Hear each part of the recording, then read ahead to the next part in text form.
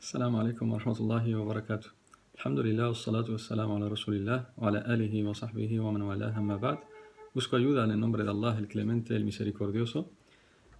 Salam alaikum, hermanos y hermanas. Nos volvemos a encontrar una vez más para seguir tratando nuestras clases sobre el fiqh del ayuno, según la escuela Maliki.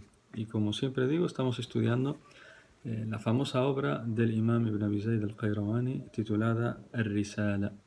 Y hoy, como siempre, vamos a explicar otro párrafo más relacionado a las embarazadas, lactantes, ancianos, etc. Y como siempre, procedo a leerlo en árabe y acto seguido lo pasamos a explicar en español.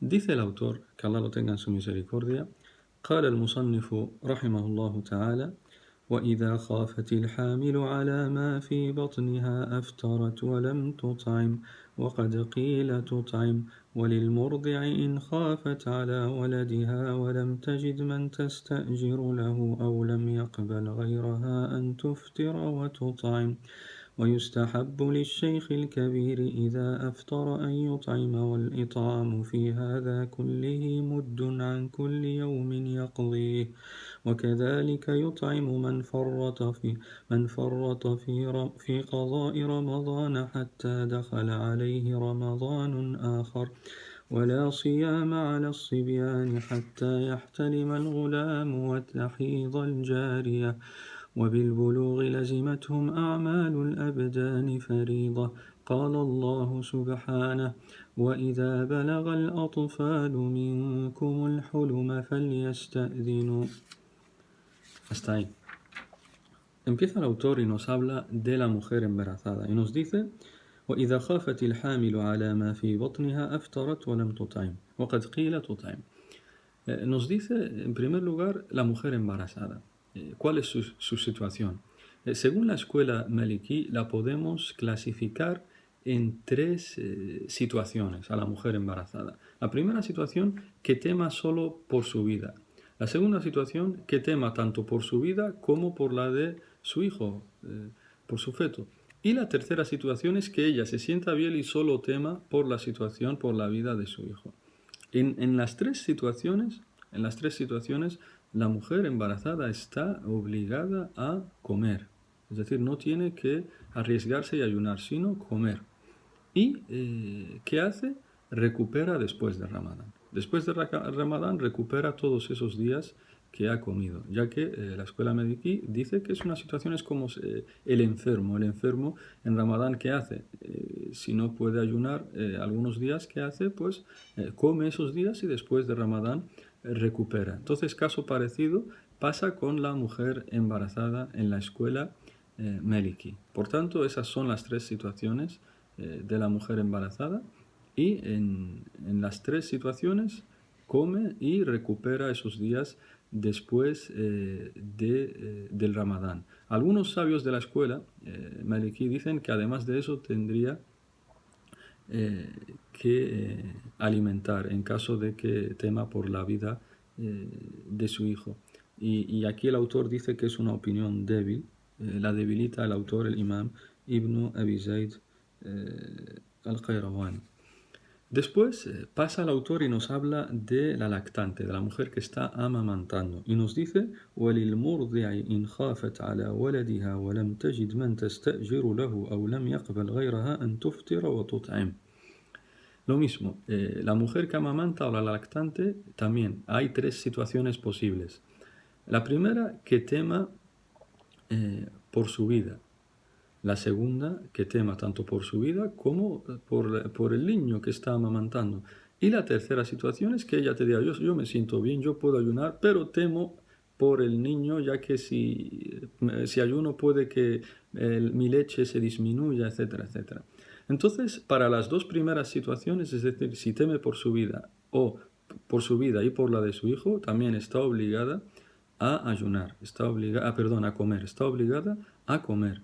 Y después de Ramadán recupera esos días. Pero en la tercera situación, y con esto se diferencia de la mujer embarazada, la tercera situación es que si la mujer que está amamantando ella está bien, no teme por ella, te dice yo puedo ayunar, pero solo temo por el niño. En este caso, la escuela Maliki nos dice que además de comer y recuperar, después de Ramadán, además de recuperar, tienes que alimentar también a un pobre por cada día que no ayunaste. Solo en esta situación, que además de recuperar, tienes que alimentar a un pobre por cada día que no ayunaste. Esto es lo que nos cuenta, lo que nos dice y lo que establece la escuela Maliki. Sobre todo si el niño, como nos dice el autor, si la mujer no puede, no puede conseguir que lo amamante otra mujer, aunque sea contratándola, o si consigue que lo amamante otra mujer para ella poder ayunar, pero el niño no acepta el pecho de otra mujer, etc. Entonces, en todos estos casos se flexibiliza y te dice, come, la mujer que está amamantando, si temes por la vida de tu hijo, come, pero después recuperas y además alimentas a un pobre por cada día que no ayunaste. Esto es lo que nos cuenta la escuela Maliki. Y lógicamente, tanto en la embarazada como en la lactante hay otras opiniones, diferentes de la escuela Maliki, pero no vamos a entrar en esos detalles ahora, pues como dijimos al inicio de estas clases, nosotros vamos a procurar solo ir a lo básico y enseñar lo que cuenta la escuela Maliki, inshallah ta'ala. Y después nos habla el autor de el anciano y nos dice, de las personas ancianas, y nos dice وَيُسْتَحَبُّ لِلشَّيْخِ الْكَبِيرِ إِذَا أَفْطَرَ أَنْ يُطْعِمَ وَالْإِطْعَامُ فِي هَذَا كُلِّهِ مُدٌّ عَنْ كُلِّ يَوْمٍ يَقْضِي. Y nos dice, según la escuela Maliki, el anciano, los ancianos son débiles, no tienen fuerzas, etcétera, no pueden ayunar. Entonces, en ese caso, los ancianos están exentos, no ayunan, pero, dice la escuela Maliki, pero es recomendable por cada día que no ayunen que alimenten a un pobre. Por cada día que no ayunen, alimenten a un pobre. Lógicamente, la opinión de la mayoría de los sabios, de la inmensa mayoría, a diferencia de lo que cuenta la escuela, de lo que establece la escuela Maliki, la inmensa mayoría de los sabios dicen que sí está obligado a alimentar a un pobre por cada día que no ayune, el anciano. Sí está obligado. La escuela Maliki te dice es recomendable, pero la mayoría de los sabios dicen que está obligado, y esto es lo más correcto. La opinión más correcta es que los ancianos están obligados a alimentar a un pobre por cada día que no han ayunado, ya que eso es lo que establece la ley del Corán. Dice Allah en el Corán, وَعَلَى الَّذِينَ يُطِيقُونَهُ فِدْيَةٌ طَعَامُ مِسْكِينٍ, y según Warsh, طَعَامُ مَسَكِينٍ. Y aquellos, dice Allah en el Corán, y aquellos que no pueden ayunar, en este caso los ancianos, entonces tienen que alimentar a un pobre. Tienen que alimentar a un pobre por cada día no ayunado. Y la palabra ala, en el idioma árabe, o en usul fiqh, la ciencia, la disciplina de usul fiqh, de los principios del derecho islámico, es de las palabras que hacen referencia a obligatoriedad, ala. Por tanto, de aquí se extrae que el anciano, los ancianos, están obligados a alimentar a un pobre por cada día que no ayunaron. Y después el autor nos dice, ¿y cuánto? ¿Qué cantidad de comida? Porque lo que hay que ofrecer a los pobres, a los necesitados, es comida, no dinero. Y esta es la opinión de la escuela Maliki y de la mayoría de todos los sabios del Islam, que se ofrece a los pobres alimentos, comida, y no dinero, ya que eso es lo que Allah establece en el Corán. Ta'amu miskin o ta'amu masakin. Ta'am es comida. Entonces, por eso se les ofrece comida. ¿Y qué cantidad? La escuela Maliki y la escuela Shafi'i dicen un mud. Un mud es una unidad de volumen que se usaba en época del profeta sallallahu alaihi wasallam y que se usa también en algunas zonas de algunos países islámicos hoy en día. Y es una unidad de volumen. Un mud es juntar las dos manos y lo que quepa al juntar las dos manos, eso es el mud. Imagínate, llenas tus dos manos de arroz. Entonces, lo que quepa en dos manos, al juntarlas, eso es el mud. Es el mud. Es una unidad de volumen. Y bueno, para no confundirte ni liarte, lo más fácil es ofrecerles, tal como dice Allah, es aferrarte al Corán y ofrecerles comida, es decir, una ración de comida. una ración. Entonces, las personas que nos pregunten ¿y cuánto tengo que ofrecer de comida?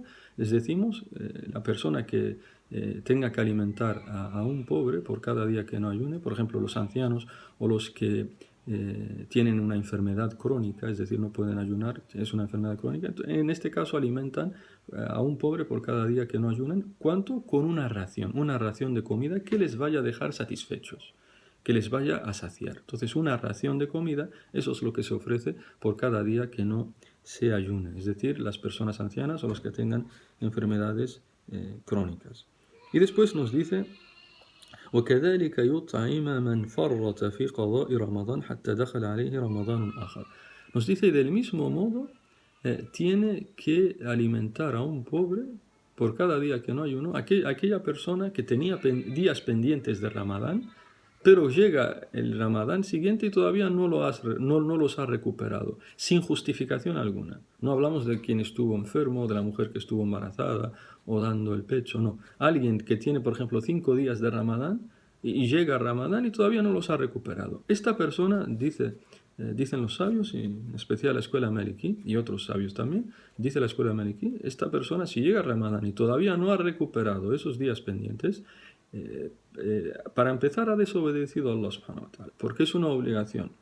Y segundo, esos días siguen ahí pendientes. Y cuando pase el siguiente Ramadán, debe recuperarlos, esos 5 días pendientes, por ejemplo. Y además de recuperarlos, nos dice la escuela Maliki y otros sabios, debe también alimentar a un pobre por cada día de esos días que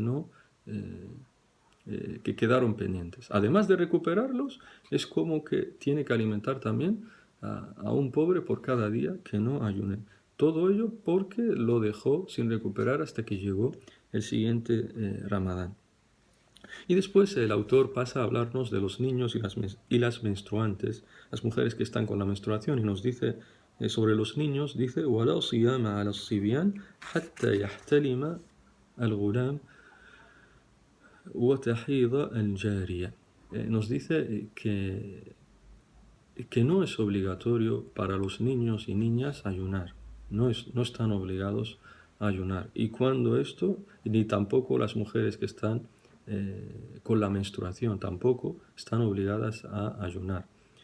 Y que la obligación de ayunar o las otras obligaciones externas del Islam que se realizan con las partes del cuerpo, con los miembros del cuerpo, todo eso pasa a ser obligatorio cuando el niño o la niña alcancen la pubertad, es decir, la edad de responsabilidad legal. Y ya en otra clase anterior hablamos de cómo se alcanza la pubertad. Y nos dice el autor: وَبِالْبُلُوغِ لَزِمَتْهُمْ أَعْمَالُ الْأَبْدَانِ فَرِيضَةً. Es decir, cuando alcancen tanto el niño como la niña la pubertad, pues ya pasan a estar obligados a cumplir con los preceptos del Islam, aquellos que sean obligatorios. Y siempre decimos, en la medida de lo posible, porque Allah no impone a nadie por encima de sus capacidades. Dice Allah, y la prueba que nos trae el autor es que Allah dice en el Corán: y que cuando los niños o niñas alcancen la pubertad, que os pidan permiso para así entrar a vuestros cuartos, ya que en esa edad se entiende que ya diferencian entre las cosas. Y con esto termina en el párrafo que queríamos explicar hoy, inshallah. Con esto acaba la clase, y en la próxima, inshallah, el autor nos hablará de qué tiene que hacer aquella persona que se levanta por la mañana y está en un estado de impureza mayor, es decir, con janaba, está en un estado de impureza mayor y es Ramadán. Hasta entonces, inshallah, esto es todo. Que Allah nos enseñe nuestra religión, que Allah os bendiga. Wassalamu alaikum wa rahmatullahi wa barakatuh.